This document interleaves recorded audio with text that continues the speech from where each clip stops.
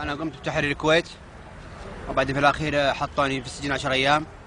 قالوا ليش تحرر الكويت تتكلم بالسياسة. بعدين حطوني ضابط في اللواء العاشر. بعدين سجنت بقضية وأنا ما مظلوم منها، ما عملت هالقضية هذه. حتى سويت القضية بس الله راضين عني. وش القضية؟ قضية أخلاقية، الله راضين عني ترى.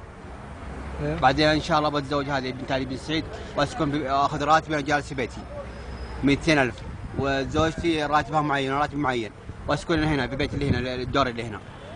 السلام عليكم. شو؟ طيب ايش اسمك انت؟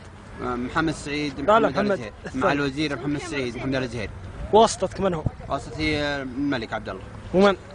والمحافظ وسلطان وزير الدفاع كله. ما اعرف سلطان بس اعرف الملك فهد. كان الله كان حي الله يرحمه. خويك توفى كان حي وسلمت عليه. سلمت على الملك كان ولي عهد الملك عبد الله، واعطاني 5,000 ونزلوا الى 3,000. فشخوني. ايش اخوك؟ من اللي فشخك؟ فشخني قصر السلام. قصر السلام؟ طيب ايش اسمك الثاني اللي علمتني اياه؟ محمد سعيد محمد الزهير. طيب مع الوزير محمد سعيد محمد الزهير. نعم والله. مع الوزير رئيس مجلس الوزراء.